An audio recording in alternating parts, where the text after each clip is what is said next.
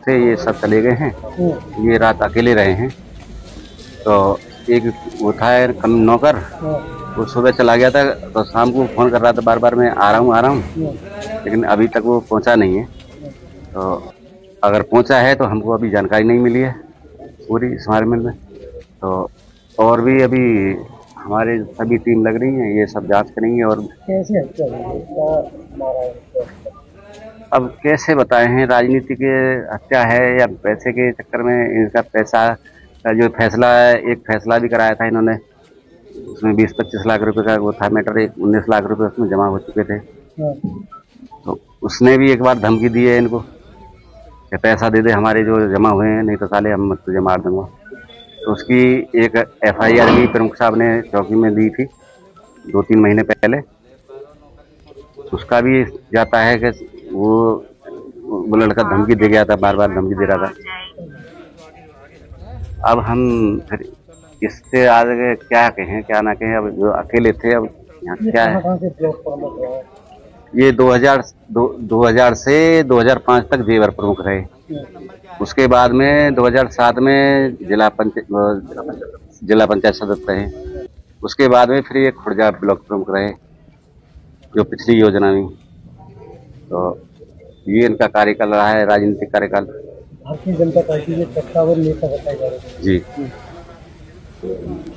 अब यहाँ बच्चे इनके दिल्ली रहते हैं, ये अपने यहाँ एक कारोबार अपना कर रहे हैं, दवाई गोली का। एक छोटा भाई है मेरा बंटी, वो करता है, और ये उसको हेल्प करते थे। और अपना कार्य समाज सेवा का काम ज़्यादा कर रहे हैं, ये समाज सेवी भी रहे हैं ज़्यादातर।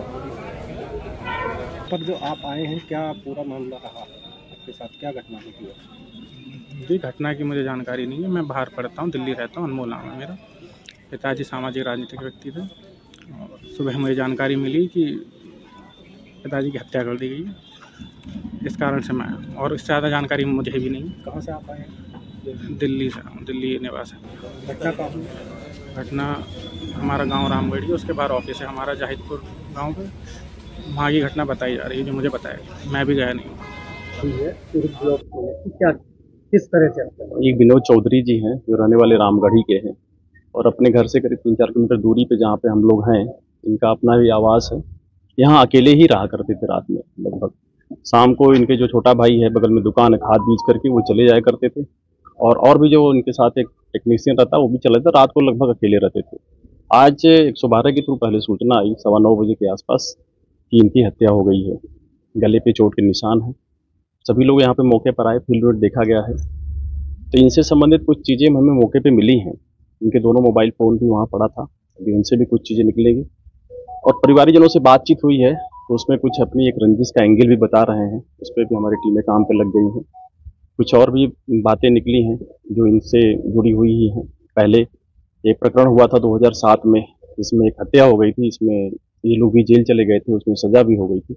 यद्यपि परिवार का बताना है कि अब उसका एंगल कम चांस है, इनके बीच आपस में बाद में समझौता हो गया था। ये यहाँ पे रह करके एक अपना लैब भी चलाते हैं, जो दिख रहा, और प्रॉपर्टी के भी कुछ काम वाम करते थे साथ में। इनका कुछ एक प्रॉपर्टी को लेकर के ही विवाद बता रहे हैं। 2 पक्षों का अलग था, जिसमें इन्होंने मेडिएशंस किया था। उसके कुछ पैसे मेडिएशंस के क्रम में इनके खाते में जमा हो गए थे, जिनको बाद में इनको देना था। एक हल्का विवाद बता रहे हैं, उसको लेकर के कुछ हुआ था।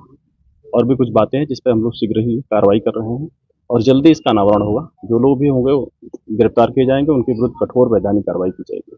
तो यहाँ कैमरे लगे हुए हैं सर, उसमें कुछ वो देखा जा रहा है, सारी चीज़ों को दिखा रहे हैं उसको। सर कितनी टीम लगी थी?